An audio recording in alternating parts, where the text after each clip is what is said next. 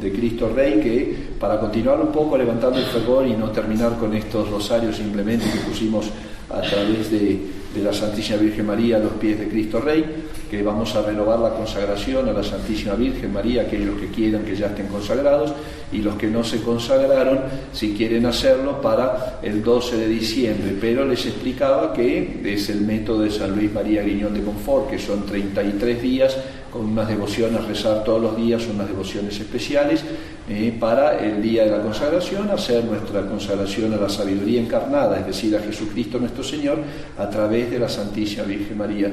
La consagración empieza el 10 de noviembre. Ahí las hermanas pusieron en la entrada los folletos con las devociones de los 33 días y con la forma de consagración al final, que vamos a leerla todos. Nos vamos a consagrar los que quieran renovarlas, que normalmente, le digo, se renueva cada año, y los que quieran consagrarse se les va a imponer también los nuevos la medalla milagrosa. Entonces va a ser el 12 de diciembre en las misas de la Santísima Virgen María de Guadalupe que hagamos, que ya les diremos los horarios. Entonces, los que quieran, llévense un folleto de los que pusieron las hermanas con los 33 días. No se lo lleven por curiosidad o por tener más papel en casa. Si van a consagrarse a la Virgen, llévenlo. Si no, déjenlo, porque alguna persona más que quiera consagrarse, después cuando pidan, no va a haber. Entonces piensen y se los tienen que llevar hoy, porque es el 10 de diciembre, es decir, el lunes 7, martes 8, miércoles 9, jueves 10. El jueves 10 empiezan entonces, y la tienen que hacer todos los días. Si van a consagrarse, van a hacerlo a conciencia, nada que hoy estoy cansado y mañana rezo 2 veces, o que me olvidé, o que vino la familia, ni modo. Es un compromiso con Nuestra Señora, con la Santísima Virgen María. Entonces son 33 días antes para terminar el día 33 con la consagración, que es justamente el 12, el último día es el 12 de diciembre. Así que ahí les digo, pero por favor, los que no se van a consagrar, no se lleven nada, para que los que quieran tengan la posibilidad de tener el folleto. La epístola de la misa de hoy es tomada del apóstol San Pablo a los Filipenses y dice lo siguiente: Hermanos, confiamos en nuestro Señor Jesucristo, que aquel que comenzó en vosotros la buena obra la perfeccionará hasta el día de Jesucristo. Y es justo que yo sienta esto de todos vosotros, porque os llevo en el corazón y sois compañeros del gozo que yo tengo en mis prisiones y en la defensa y confirmación del Evangelio. Dios me es testigo de que os amo a todos vosotros en las entrañas de Jesucristo, y esto le pido, que vuestra caridad abunde más y más en luz y en inteligencia, para que sepáis discernir lo que es mejor y seáis sinceros e intachables hasta el día de Cristo, lleno de frutos de justicia por Jesucristo y para gloria y alabanza de Dios. El Evangelio es tomado del evangelista San Mateo y dice lo siguiente: En aquel tiempo fueron los fariseos y se confabularon acerca del modo de sorprender a Jesús en lo que hablase, para lo cual le enviaron sus discípulos juntamente con los herodianos diciendo: Maestro, sabemos que eres veraz y que enseñas el camino de Dios según la verdad, y que no te cuidas de cosa alguna, porque no miras a la persona de los hombres. Dinos pues, ¿qué te parece? ¿Es lícito pagar tributo al César o no? Mas Jesús, conociendo su perversidad, repuso: ¿Por qué me tentáis, hipócritas? Mostradme la moneda del tributo. Y ellos le ofrecieron un denario.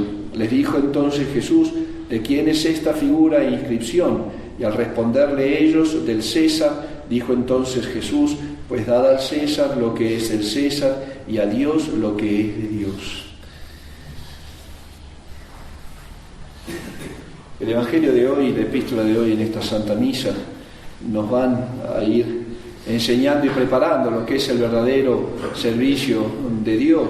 Hoy estos fariseos, estas integrantes de la sinagoga, iban a buscar a Jesús como siempre, a nuestro Señor, para ver en qué podían encontrarlo de errado, le dicen, y empiezan a adularlos, y tú que eres veraz, y tú que tienes palabra de Dios, y tú que no haces acepción de personas, y así, ¿no es cierto?, empezar adulándole como si lo pudieran engañar, porque querían engancharlo en alguna respuesta errónea para poder condenarlo, porque eso era lo que andaban buscando.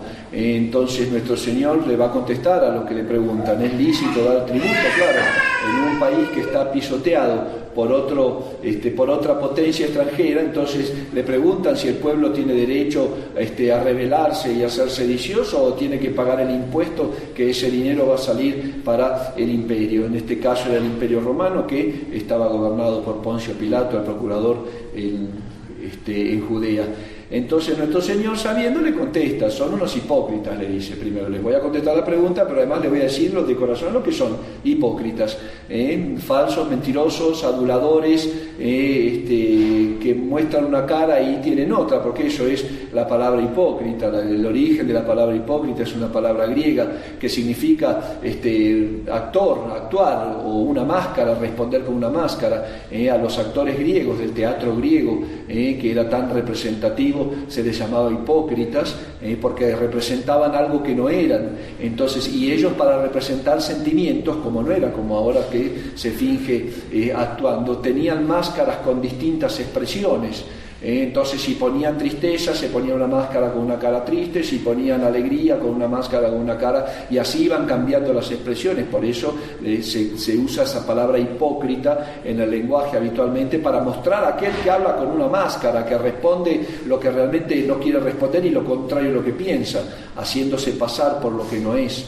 Entonces nuestro Señor le contesta a ellos y les dice esa frase muy dura. Imagínense que viene de Dios, que Dios le diga a un corazón, a un humano, a un corazón de hombre: tú eres un falso y eres un hipócrita.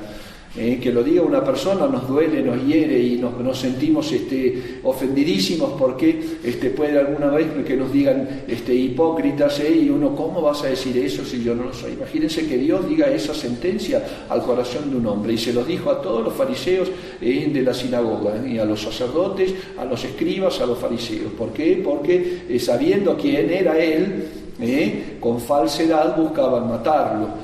Entonces le preguntan: hay que darle el tributo al César, y nuestro Señor le dice: denme esa moneda a ver de quién es. Y en la moneda está acuñada la imagen del emperador. Entonces dice: ¿de quién es esa imagen? Del César. Pues bueno, al César denle lo que es del César, pero a Dios denle lo que es de Dios. Denle lo que le deben y que no le dan. Entonces nuestro Señor les está enseñando la virtud de religión con esta respuesta. La virtud de religión, es decir, darle a cada uno primero la justicia, lo que le es debido, y después darle a Dios el culto que le es debido. Eso es la virtud de religión, es la justicia llevada a un grado perfectísimo. Darle a Dios el culto que se le debe, no solamente que Dios merece, que se le debe, porque muchas veces alguien merece algo pero no se le es dado. Entonces ahora, además de merecerlo, hay que dárselo a ese culto. Y ese es el gran problema después, lo que fue pasando en el mundo moderno. Yo les decía la vez pasada en el sermón de Cristo Rey, que primero empezaron a sacar a Jesucristo de la sociedad, después le quitaron su divinidad, después quitaron a la Iglesia el derecho como cuerpo místico de Cristo, después quitándole a la Iglesia el derecho de gobernar y de reinar, y el cual uno tenía que cumplir los mandamientos. Se le iguala a las religiones en una mesa redonda, como hace Bergoglio en Kazajstán hace como mes y medio atrás. Se la iguala a todas las religiones. Entonces ya habiendo un bodoque de religiones, una masa de religiones, entonces ¿quién va a dar alguna ley que sea preponderante? Nadie. Entonces pasan los seres humanos ese poder al Estado, al gobierno, y el gobierno, el hombre, el propio hombre, gobernando a otros, empieza a poner leyes. ¿Y qué leyes va a poder poner un ser humano? Leyes bestiales. El hombre que se aleja de Dios es un animal. Por eso dice San Pablo: el hombre animal que sabe las cosas de Dios. Y cuando le habla a los romanos le dice: bueno, porque fueron inexcusables, porque no quisieron conocer a Dios, Dios los libra a todas sus pasiones. Porque lo que nos hace justamente la santa religión es dominar nuestras pasiones, es pelear contra el mundo, es luchar contra el demonio para ir camino al cielo y cumplir los mandamientos. Por eso, hijos míos, tenemos que ser muy sensatos en la razón de ser del hombre. La razón de ser del hombre es el amor y la felicidad realmente. Dios nos creó, sí, para ser felices y para amar, pero no para amar las cosas que son pasajeras y se acaban, sino para poner, como decía San Agustín, el corazón fijo en Dios, que es lo que nos pasa. Nos has creado para el corazón, para amar y ser feliz, pero no va a descansar, dice San Agustín, hasta que no te abarque a ti, te abrace a ti, Señor. Por eso uno tiene que entender que el ser humano fue creado, cuando dice San Ignacio de Loyola, para conocer, amar y servir a Dios y así salvar su alma, el hombre fue creado para la gloria de Dios. Y ese es el primer fundamento del obrar del ser humano. El hombre tiene que obrar para dar gloria a Dios, para cumplir la función de lo que fue creado. El relojero que tenga un reloj y que no le funcione, o que no sirva, o que marque las horas en vez de para adelante, las marque para atrás, va a agarrar el martillo, lo va a romper, lo va a tirar porque va a decir es mi obra y no funciona. Entonces, cuando uno habla y dice la gente de Dios, que cómo Dios puede permitir el mal y cómo Dios tan bueno va a mandar las almas al infierno. Dios manda las almas al infierno porque tiene que dictar una sentencia de las propias obras. El relojero no destruye el reloj que funciona. Entonces, Dios no va a castigar al alma, ni la va a castigar con la pena que se merece, también en virtud de la justicia. No la va a castigar con un infierno al que no lo merezca. Jamás. Ni tampoco le va a dar el cielo al que no lo merezca. Entonces, hijos míos, el hombre tiene que entender que si fue creado para la gloria de Dios, que ese es el nombre que quiere tener Sor Isabel de la Trinidad. Cuenta ella en sus ejercicios espirituales, como habla el Apocalipsis, de esa piedrita con un nombre nuevo que va a dar el Señor a los elegidos. Y ella dice que yo quiero voy a querer llamarme en el cielo alabanza de gloria, laudem gloriae, alabanza de gloria. Y para ser alabanza de gloria de Dios en esta tierra y ser ordenados a la gloria de Dios, tenemos entonces que cumplir lo que es esa razón de ser del hombre, que es el ser católico. Ese es el católico. Entonces, el culto que tenemos que darle a Dios, que es el primero, tiene sus condiciones. Lo primero es hacer el crecer las virtudes teologales, que son las que nos hacen realmente conocer a Dios, amarlo y servirlo, y además tener esa confianza en que podemos lograr lo que Él nos prometió, es decir, la fe, la esperanza y la caridad. El buen cristiano tiene que hacer actos de fe, actos de esperanza y actos de caridad para proteger esas virtudes. La fe se puede perder con un acto contra la fe, el pecado mortal va disminuyendo, la mata en cuanto que no da sus frutos, aunque puede haber, el católico tiene fe y cree, aunque obra contrariamente, pero esa fe es una fe muerta. Entonces hay que hacer actos de fe. Para hacer actos de fe muchas veces uno piensa que tengo que rezar el credo, en algunos casos sí. Santa Teresita del Niño Jesús, cuando tenía las tentaciones contra la fe tan fuertes, desde que entra al convento, imagínense, entra a la vida religiosa, toda su vida religiosa tuvo tentaciones contra la fe. El demonio venía a ponerle en sus oídos que Dios no existe y que estás haciendo tanta penitencia y cómo puede ser que estés sufriendo tanto y haciendo tantas cosas contra la naturaleza. Para nada. Ella escribió con su sangre el credo, se lo puso en el pecho, y cada vez que tenía una tentación contra la fe se daba un golpecito en el pecho para decir creo, Señor. Entonces, en casos extremos, por supuesto que hay que rezar el credo para hacer una confirmación de nuestra fe. Normalmente en las cosas de todos los días, cuando uno se desalienta, cuando uno piensa, bueno, estoy solo, ¿y qué pasa? ¿Y dónde está Dios? Pues ahí hacen un acto contrario, y hay una ejaculatoria muy hermosa que la tendríamos que tener en boca de todos, que yo la enseño habitualmente. Sagrado Corazón de Jesús, en vos confío. Jesucristo es Dios. Entonces, cuando parece que las cosas se terminan, que está todo negro, que no hay salida, que las cosas van mal, Sagrado Corazón de Jesús, en vos confío. Eso es un acto de fe inmenso. Y si hay que repetirlo muchas veces en el día, pues lo repetiremos, porque eso va a ir en nosotros aumentando la certeza de lo que creemos, que además recuerden que la fe es de las cosas que no se ven. La captación, vamos a decir, la aprehensión, tener la eternidad, y la fe en el cielo no va a existir, dice San Pablo, porque ya vamos a ver a Dios. Por eso, en el culto que le demos a Dios y en la vida práctica de esa virtud de religión, primero hay que hacer actos de fe, porque es la base de todo de nuestra razón de ser. Después de esperanza y de caridad. Actos de caridad, de amor a Dios sobre todas las cosas, repetirle a Dios, os amo y gracias por haberme hecho cristiano. Por haberme librado de las oraciones de la mañana, por haberme hecho despertar, por haberme librado de la muerte en el sueño, por darme otro día de vida, y manifestarlo en las obras después, obrar ordenadamente conforme a los mandamientos. No apegarse a las cosas de la tierra sabiendo que van a pasar, usarlas tanto y cuanto me sirven para llegar a Dios. Y actos de esperanza. La virtud de la esperanza es fundamental en la vida del cristiano. Es fundamental, porque a veces la vida de la tierra es de terror, da miedo. Después del pecado original, que fuimos librados a nuestras miserias, redimidos por Cristo, pero ese origen del mal, digamos así, después del pecado, ese fomes peccati se llama, esa llamita del pecado, quedó encendida.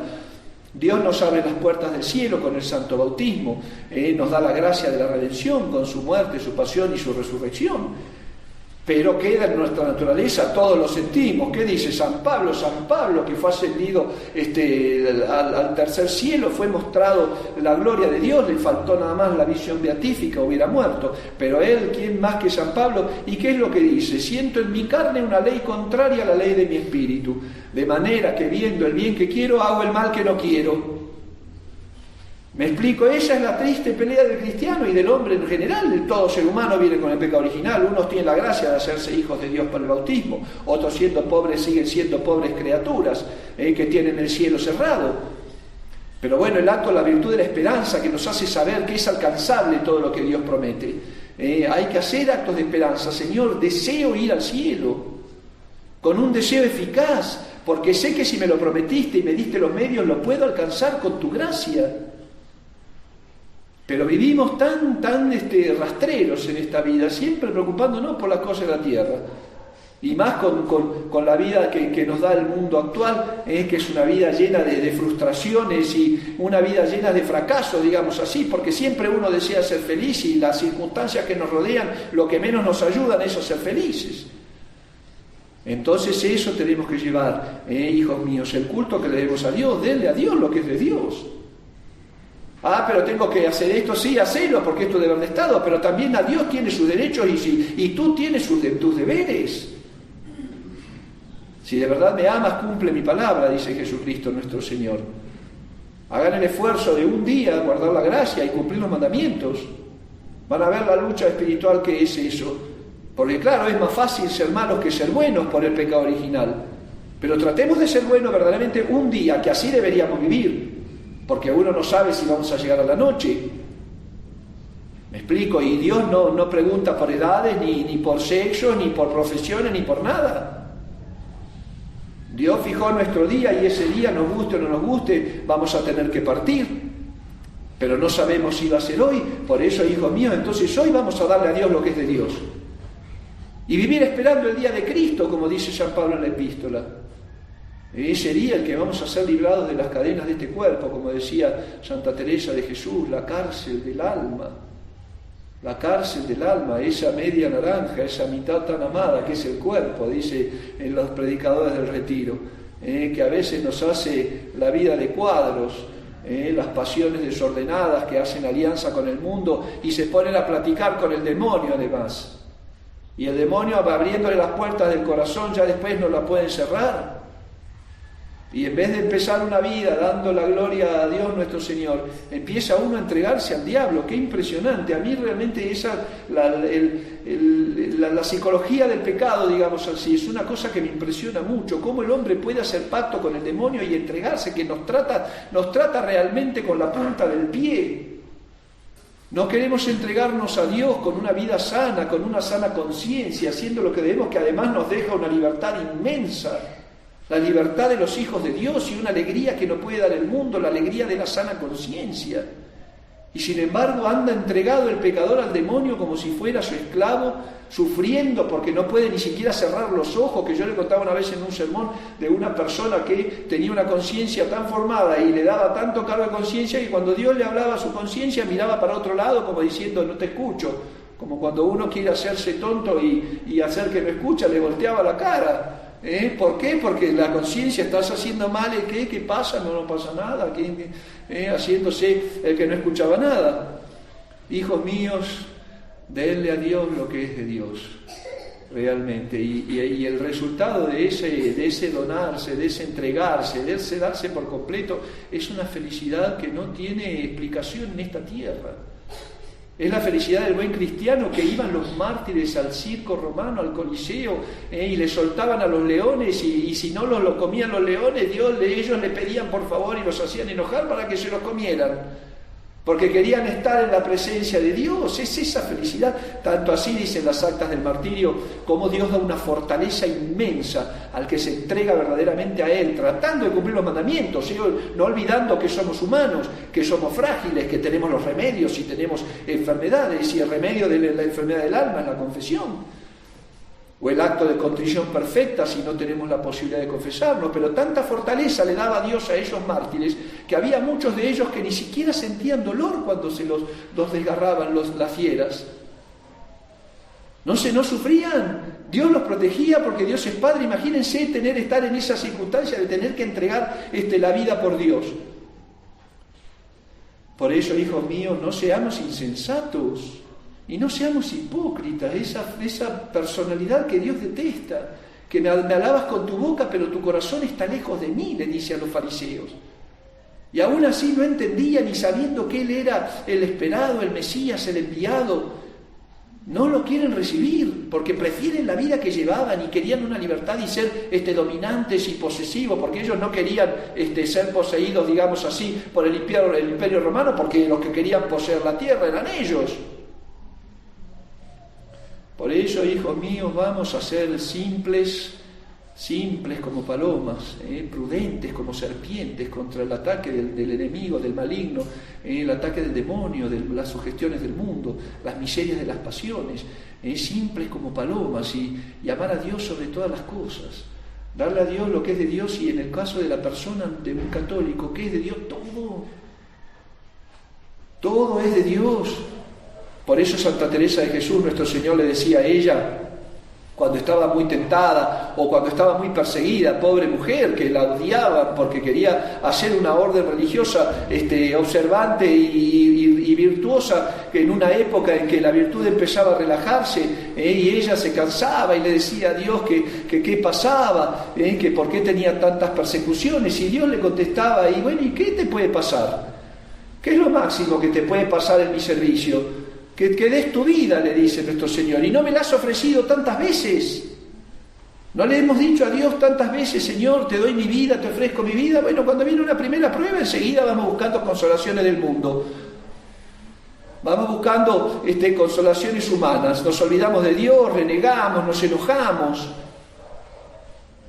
Qué veleidoso que es el ser humano, qué frívolo realmente, pobre, y aún así nos ama Dios nuestro Señor y muere por nosotros. Qué importantes que somos para su obra creadora. Nos dio la inteligencia, lo que no le dio al animal. A lo mejor si los animales hubieran sido inteligentes, hubieran estado sirviendo a Dios más que nosotros. Vamos a darle a Dios lo que es de Dios, hijos míos. Vamos a empezar a llevar una vida un poco más, una vida cristiana. Las almas que están en pecado salgan de esas situaciones. Las almas que están en gracia aumenten la gracia de Dios, fomenten la gracia, reciban los sacramentos, vivan sus devociones. Cuidado cuando uno reza, hijos míos, que rezamos por obligación y por compromiso, pensando en cualquier cosa, y diciendo el nombre de Jesús, el nombre de María Santísima, pero pensando en cualquier cosa. Vamos a hacer las cosas bien, porque la vida pasa, porque algún día no vamos a estar más ocupando ningún lugar en este mundo. Vamos a estar ocupando 45 centímetros cuadrados en la tierra, nada más. Pidámosle a la Santísima Virgen María, a la Virgen fiel, Virgo Fidelis, que nos dé esa fidelidad de corazón y que nos haga ubicarnos en el tiempo y en el espacio. ¿Para qué estoy en este mundo? Para darle a Dios lo que es de Él. De Dios venimos, dice el Evangelio de San Juan, y a Dios tenemos que volver. Padres de familia, por favor, que han traído hijos al mundo, llévenlos a Dios. Entréguenselos a Dios. Y cada uno cumpla bien, cristianamente, católicamente, su rol que tienen, el papel que juega en este mundo humano. Los padres sean buenos padres, los hijos buenos hijos, los esposos buenos esposos, los religiosos, las religiosas, buenas almas consagradas. Porque así no vamos a ser monstruos deformes. Yo le decía el otro día a una persona, si viene un perro enorme, grande, que da miedo cuando lo ve y cuando abre el hocico va a maullar en vez de ladrar, vamos a decir, pero ¿qué está pasando acá? Un perro que maulla y además que tiene toda una apariencia de fiera y de mastín y de malo y abre la boca para maullar. Esto es una cosa, eso les informa, mejor desaparezcanla. ¿Qué va a decir Dios nuestro Señor cuando encuentre en el día de nuestro juicio? Hijo, ¿tú qué eras? Eras un católico. Y un católico de los últimos tiempos, que tenías la fe en los últimos tiempos, donde ahora el mundo otra vez se está volviendo y los modernistas están llevando a las almas a adorar la Pachamama, como el otro día me mandaba un amigo un video sobre obispos en Puerto Rico, sí, creo que en Puerto Rico, que, no me acuerdo bien el video, sí, en Puerto Rico, y haciendo un culto oficial a la Madre Tierra y pasándolo por la televisión, llevando a las almas a la idolatría en nombre de Cristo, Dios mío. Por ello tenemos la fe católica y que tenemos que responder por ella. Tenemos que dar respuesta el día de mañana, primero ahora con nuestras obras, con nuestros actos interiores, y después a Dios nuestro Señor en el juicio. ¿Me diste lo que era mío? Eso es lo que nos va a preguntar Dios nuestro Señor. ¿Me diste lo que era mío? ¿Me diste tu caridad? ¿Me diste tu amor? ¿Me diste tu entrega? ¿Me diste tu deseo de ser santo? ¿Me diste tu bondad? ¿Me diste tu condescendencia? ¿Me la diste? Pues hijos míos, es tiempo todavía, estamos vivos, hemos abierto los ojos hoy.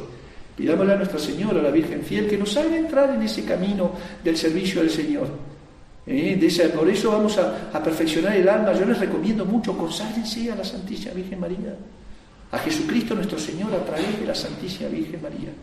Y los consagrados este año renovemos nuestra consagración.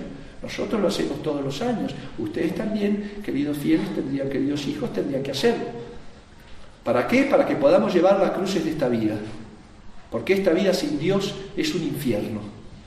Para poder atravesar el mar tormentoso de estos días que se ponen cada vez más bravos, para que así después podamos ser recibidos en ese banquete eterno que Jesucristo tiene preparado para aquellos que le aman. Ave María Purísima. En el nombre del Padre, y del Hijo, y del Espíritu Santo. Amén.